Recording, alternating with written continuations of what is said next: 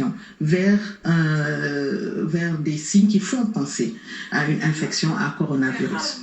Maintenant, ce sont ces questions qui permettent quelquefois de faire la part des choses entre quelqu'un qui a des signes respiratoires liés au Covid ou bien qui a des signes respiratoires liés à autre chose. Mais ça peut être difficile. Est-ce qu'il est possible aujourd'hui de reconnaître une gêne respiratoire pour une personne lambda, où il faut forcément appeler le professionnel pour qu'on puisse nous indiquer que c'est de ça dont nous souffrons? Il peut être possible de le reconnaître parce que toute personne qui présente des symptômes, c'est ce qu'on appelle être à l'écoute de son corps. Quand on est à l'écoute de son corps, on peut voir des symptômes qui sont un peu différents de ce qu'on a l'habitude de ressentir. Et dès qu'on voit des choses nouvelles, il est important d'appeler son médecin et d'en discuter. Peut-être que c'est probablement pas un signe en rapport avec le Covid, et le médecin, qui est beaucoup plus averti par rapport à ces signes, pourra peut-être rassurer le patient par rapport à ça. Maintenant, si c'est vraiment des signes qui orientent vers une infection à Covid, le médecin pourra expliquer aux patients quelles sont les mesures à prendre. En général, ce qu'il faudrait, c'est ne pas se déplacer vers les hôpitaux, rester chez soi et appeler au niveau des numéros d'alerte et rediscuter avec les médecins ou le personnel médical qui est au niveau de ces numéros d'alerte, qui pourront mieux pousser l'interrogatoire pour voir un peu si c'est en rapport avec un Covid et ainsi éventuellement envoyer une équipe pour faire des prélèvements. Alors, j'ai là avec moi la note qui a été publiée par le ministère dont vous parliez tout à l'heure. On a ainsi les définitions des cas suspects, cas probables, cas confirmés de COVID-19 et cela a été détaillé. Un patient atteint d'une maladie respiratoire aiguë pour le point A et entre autres, on a également un patient souffrant d'une maladie respiratoire aiguë ayant été en contact avec un cas confirmé. Le troisième point, le C, un patient atteint d'une infection respiratoire aiguë sévère. Et à côté, il y a également le point D, toute personne décédée dans un tableau de détresse respiratoire sans étiologie, j'espère que j'ai bien prononcé, qui explique pleinement un tableau clinique ayant séjourné dans une zone où sévit l'épidémie au cours des 14 derniers jours. Oui, mais ça, c'est une note qui n'est pas quelquefois accessible à tout le monde. Est-ce que c'est traduit dans les langues locales où on a fait en sorte que ce message puisse être accessible à toutes les personnes qui ne pourraient pas aujourd'hui pouvoir comprendre le texte en question? Le texte en question, je pense que ce sont des directives. Ce sont des directives qui sont beaucoup plus adressées aux directeurs d'hôpitaux, au personnel de santé. Mais il ne faut pas oublier que les personnes qui sont derrière les numéros d'appel, ce sont des personnes qui sont formées pour pouvoir communiquer avec la population. Et je pense qu'ils communiquent aussi bien en français, en wolof qu'avec probablement les autres langues qui sont parlées dans notre pays. Et c'est ça qui est le plus important. Et à mon avis, tous les Sénégalais sont plus ou moins avertis par rapport aux signes qu'ils doivent alerter. Et s'ils appellent les numéros d'appel, ils peuvent avoir quelqu'un qui pourrait leur parler dans la langue qu'ils comprendront un peu mieux et ainsi les orienter. Et comment éviter aujourd'hui une infection respiratoire? Dans le cas présent, dans le cas présent du Covid, c'est ce qu'on dit tout le temps dans les télés, dans les messages qui sont passés. Ce sont les gestes barrières. Éviter de sortir, rester le plus possible à la maison. Avoir des gestes barrières quand on sort, avoir la distance de sécurité. Si on a un masque, mettre le masque, parce que comme nous savons, nous avons maintenant des cas qui sont dits des cas communautaires, donc on ne sait pas qui est qui. Et j'ai écouté tantôt l'émission que vous avez faite avec le professeur Aïda Silla, et je reviens sur ce qu'elle a dit. Ce qu'elle a dit est extrêmement important. Il faut avoir ces gestes barrières, il faut avoir ces mesures de sécurité avec tout le monde, parce que chacun d'entre nous peut être porteur du germe, et si tout le monde prend les précautions qu'il faut, il y a de fortes chances pour que le virus ne soit pas transmis d'une personne à une autre. On a eu des cas graves et on a eu également quelquefois des personnes qui ont eu besoin qu'on leur assiste sur le plan respiratoire. Est-ce qu'il est possible aujourd'hui qu'on puisse savoir comment évolue la maladie et comment elle peut, disons, affecter les poumons? Oui, absolument. Je reviens sur un point important, le rôle du poumon le rôle de l'appareil respiratoire, c'est d'apporter de l'oxygène au niveau du sang pour aller nourrir les autres organes. D'accord. Donc, quand le poumon est atteint, s'il y a une atteinte assez importante, ça peut entraîner des conséquences sur ce rôle du poumon qui permet d'alimenter le corps en oxygène. Donc, c'est pour ça que ce sont les craintes que nous avons dans l'évolution de la maladie. Les premiers signes, ce sont la toux, etc. Mais il faut savoir qu'il y a d'autres signes tels que les difficultés à respirer. Et parmi ces les éléments qui permettent de dire que la personne puisse savoir qu'elle a des difficultés pour respirer, ce sont des signes que le patient lui-même peut décrire. Et très souvent, ça démarre par un essoufflement. Un essoufflement à l'effort, et au fur et à mesure, ça sera un essoufflement au moindre effort, et parfois même sans effort. Et ça, dès que ces signes apparaissent, ça nous alerte, nous, en tant que personnel médical. Et il y a des examens qui sont particuliers, aussi bien sur le plan clinique que sur des examens au labo, qui permettent de démontrer qu'il y a réellement un problème sur le plan respiratoire et sur le plan essoufflement. Quand ils arrivent chez nous, on les examine. Quand ils arrivent à l'hôpital, ils sont examinés par les médecins et on mesure. Un des éléments importants, c'est déjà ce qu'on appelle la fréquence respiratoire, c'est-à-dire le nombre de cycles, parce qu'on sait qu'il y a des normes. Et quand ça dépasse ces normes, ça peut alerter. Il y a également un autre élément, c'est la mesure du taux d'oxygène. Il y a de petits appareils qui sont maintenant des appareils bien vulgarisés et qui permettent de mesurer ce taux d'oxygène et ainsi de faire une surveillance comme du lait sur du feu de tous les patients Covid qui sont hospitalisés, parce que ça fait partie des éléments de surveillance du patient, et ainsi être alerté assez tôt sur des signes qui pourraient entraîner des cas graves.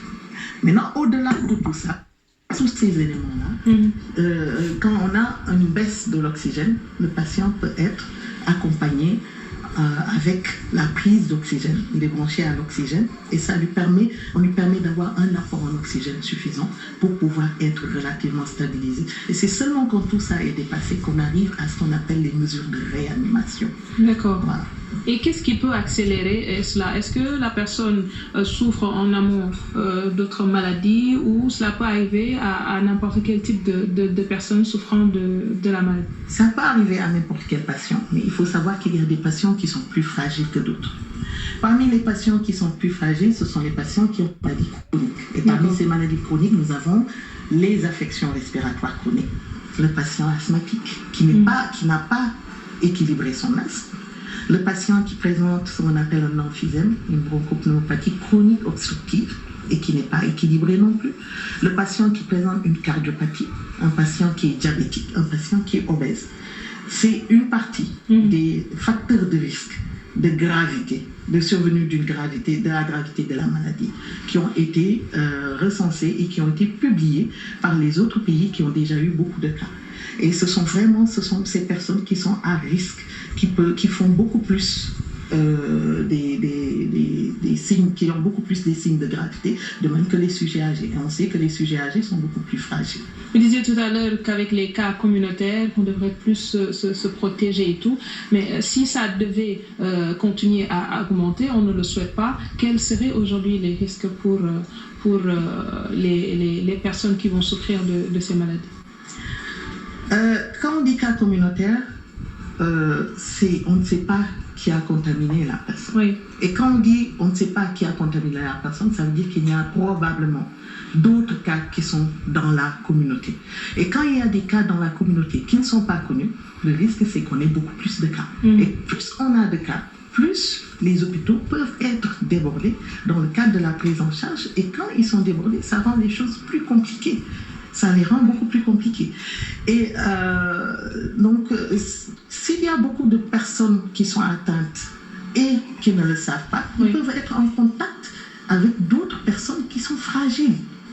Et quand ça touche les personnes fragiles, ça pose encore plus de problème parce que ce sont, comme je vous l'ai dit, des personnes à risque de faire une situation plus grave que les symptômes qu'on décrit habituellement. Et si on prend l'hôpital FAN, est-ce qu'on a de combien de respirateurs dispose-t-on sur place, pouvant aujourd'hui permettre de pouvoir venir en aide à des malades qui sont dans Il y a des respirateurs. Je pense que pour cette question, c'est plus les réanimateurs qui pourront répondre à cette question, parce que dès qu'on arrive à une notion d'utilisation des respirateurs, ça veut dire que le patient est dans un état grave et ce sont les réanimateurs qui prennent ça en charge. Maintenant, à un niveau plus simple et moins compliqué, pour les médecins non réanimateurs, c'est plus l'utilisation de l'oxygène qui permet d'aider, évidemment, avec le traitement et puis la prise en charge de tous les symptômes qui permettent d'aider les patients. Mais pour ce qui est de la prise en charge, de combien de cas critiques pourrait-on prendre en charge au niveau de cet hôpital? Je viens de vous le dire, je pense que c'est l'hôpital Fann. Au niveau de l'hôpital Fann, c'est au niveau du service de réanimation. Je pense qu'il y a des lits, au moins une dizaine de lits qui sont disponibles et qui sont en train d'être équipés. Je pense qu'il y a déjà des équipements qui sont sur place. Je suis dans l'impossibilité pour le moment de vous dire le nombre de respirateurs qu'il y a au niveau de l'hôpital, mais je sais que les réanimateurs se sont regroupés, quel que soit l'hôpital où ils se sont regroupés pour faire le point par rapport à la disponibilité de ces respirateurs et comment mutualiser leurs efforts dans le cadre de la prise en charge des cas. Et pour l'équipement de protection, est-ce qu'on en a suffisamment? Équipements de protection, je pense que pour le moment, on a des équipements de protection. Ils sont là, on arrive à les utiliser. Quand on reçoit des patients, les médecins ou les infirmiers qui sont au niveau des services d'accueil et d'urgence portent leurs équipements de protection. Les médecins et les infirmiers qui entrent dans les zones d'hospitalisation, quand ils y entrent, ils ont leurs équipements de protection. Je pense qu'il y en a, mais si on en a encore plus, c'est encore mieux. Parce qu'on ne sait pas combien de cas on va avoir. Dans un discours très politique, vous voulez plus rassurer la population plutôt que... Je n'ai pas un discours politique, je dis les choses telles qu'elles sont parce que je dis la réalité. Il y a des équipements de protection. Aucun patient Covid positif n'est visité par un médecin ou un infirmier sans équipement de protection. Ça, il faut déjà qu'on le sache parce que, quoi qu'on dise, le personnel médical doit être protégé parce qu'il ne faut pas que nous attrapions la maladie. Si le personnel médical est malade, ça va être un peu plus compliqué pour la prise en charge des patients. Mais aucun patient Covid positif, hospitalisé, que ce soit à Fann ou ailleurs, n'est vu dans le cadre de la visite médicale quotidienne sans que le personnel ne soit équipé. Maintenant, évidemment, ce sont des équipements qui sont utilisés. Quand on les utilise, évidemment, à un certain moment, ça peut diminuer, mais il faut que ce soit renouvelé de façon régulière. Y a-t-il eu des membres du personnel qui ont été contaminés ou touchés par le virus à l'heure actuelle? À connaissance, non. Je n'en connais pas qui ont été diagnostiqués positifs. Je pense qu'ils en ont parlé pour Thiès. À Dakar, je n'en ai pas entendu parler. Mais les précautions sont prises et je pense que c'est vraiment quelque chose pour lesquels les gens font extrêmement attention dans le cadre de l'accueil et de la prise en charge des patients pour protéger le personnel médical et paramédical. S'agissant du traitement, pour l'utilisation de la chloroquine par exemple, est-ce qu'on peut considérer ce traitement ou plutôt la chloroquine comme un médicament miracle? Médicament miracle, c'est un médicament qui est connu. Déjà et qui a été utilisé plusieurs fois pour d'autres pathologies. Tout ce qu'on peut dire, c'est actuellement, certes, c'est utilisé, et comme l'a dit le professeur Seydi, c'est un constat. On ne peut pas dire sur le plan scientifique, nous allons dire c'est clair que ça marche. Le constat qu'on a remarqué, c'est que les patients... De plus en plus, chaque jour, quand on fait le point, on a des cas guéris. Absolument, et ça fait extrêmement plaisir. Donc, tant que nous constatons, je pense que tant qu'ils constateront que les cas guéris augmentent et que la durée d'hospitalisation diminue, ils sont actuellement dans un système, dans un cadre d'études cliniques qui utilisent ces médicaments. Et c'est un constat. Ils ne peuvent pas, avec les chiffres qu'ils ont actuellement, dire que sur le plan scientifique, voilà, nous sommes sûrs que c'est quelque chose qui marche, parce qu'il y a des critères pour parler d'une étude qui a marché et qui est positive. Là, c'est un constat et c'est la réponse qu'il a eu à donner. Très bien. J'en reviens toujours au cas grave parce qu'on a eu un décès avec plutôt au début l'ancien président de l'OM, oui. Pape Diouf. Il y a à côté une autre dame qu'on a dit qu'elle a perdu la vie. Pour Pape Diouf, on nous avait parlé d'une éventuelle évacuation. Aujourd'hui, on a un autre patient qui est évacué. J'ai envie de vous demander, sommes-nous en mesure de prendre en charge les cas graves comme il le faut au niveau du Sénégal? En tout cas, dans le cadre de l'engagement du personnel. Je pense que le personnel est engagé pour recevoir ses patients. Aram, je pense que si ce n'est que cet engagement, nous sommes prêts à prendre en charge les patients. Maintenant, on espère que le matériel sera disponible. Et moi, je pense que le souhait réellement que nous avons, c'est qu'il n'y ait plus de cas graves ou qu'il y en ait le moins possible. Parce que qui dit cas grave dit toujours prise en charge difficile et un résultat pas toujours évident. La mesure actuelle qui est appliquée, le couvre-feu, selon vous, cela peut permettre aujourd'hui de diminuer la propagation de la maladie? C'est un bon élément. Je pense que c'est toujours un bon élément. C'est vrai que c'est de 8h au matin, de 8h du soir jusqu'au matin. Ça diminue au moins la circulation des personnes. Et nous savons très bien que nos marchés fonctionnent souvent super tard, de façon très tard, jusqu'à 23h, 22h, 23h.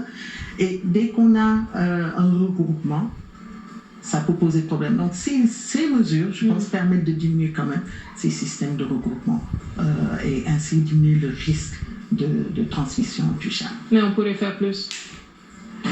Je pense que si les mesures le demandent, je pense qu'ils prendront plus de mesures par rapport à ça. Parce que plus on prendra ces mesures, et les mesures, à mon avis, doivent être d'abord individuelles. Il faut que chaque Sénégalais soit conscient que le fait de sortir, le fait de ne pas respecter les directives qui ont été données, augmente le risque d'attraper la maladie et ainsi de la propager. Oui. Voilà. Et pour les asthmatiques, oui. Alors, est-ce que ces personnes sont plus exposées ou c'est au même titre que toute autre personne qui pourrait aujourd'hui contracter la maladie? Y a-t-il des mesures spécifiques que vous pourrez aujourd'hui préconiser à l'endroit de ces personnes pour qu'elles puissent se protéger ou se prémunir? Oui, pour les asthmatiques, la particularité, c'est surtout les asthmatiques pour lesquels la maladie n'est pas contrôlée, le asthme n'est pas contrôlé. Et ça, en dehors de Covid, on dit toujours, l'objectif est que l'asthmatique puisse contrôler sa maladie, parce que quand elle contrôle sa maladie, elle a une qualité de vie exactement la même qu'une personne non asthmatique. Donc, l'information que nous donnons à nos patients asthmatiques, c'est qu'ils doivent continuer à suivre leur traitement. Et c'est le traitement, la base du traitement, c'est le traitement de fond.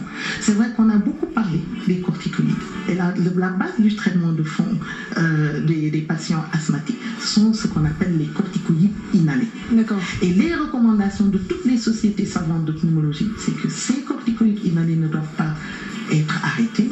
Il faut qu'on y continue parce que le patient qui n'est pas contrôlé, s'il attrape une infection respiratoire, il peut, au lieu de mourir de son infection, mourir du déséquilibre de son asthme. Et c'est ça qu'il faut absolument que nous évitions. Donc, tout patient asthmatique doit suivre son traitement correctement pour avoir un bon contrôle de sa maladie. Est-ce qu'aujourd'hui, vous pouvez nous faire une prévision pour ce qui est de l'évolution de la maladie? Pensez-vous qu'on peut atteindre encore beaucoup plus de cas ou à l'heure actuelle, avec ce que vous voyez, vous avez l'impression qu'on va vers une chute de la propagation? Une chute de la propagation, je ne peux pas encore dire ça, parce que comme je vous l'ai dit, les cas, dès qu'on a des cas communautaires, ça inquiète le monde médical, parce que ce sont ces cas communautaires qu'on ne peut pas vraiment gérer derrière. Donc, tant qu'on ne prendra pas les mesures et tant qu'il y aura des cas communautaires, je pense qu'il faut ça continuer à être inquiétant et ça peut augmenter. Merci beaucoup, professeur. Merci beaucoup. Oumar Touré, le chef du service de pneumologie à l'hôpital Fann. Merci également à vous qui nous suivez. Un peu plus tard, retrouvez Papa Abdoulaye Der et son équipe dans Jakaarlo Bi. On se donne rendez-vous lundi, Inch'Allah, à la même heure. Excellent week-end en compagnie de nos programmes.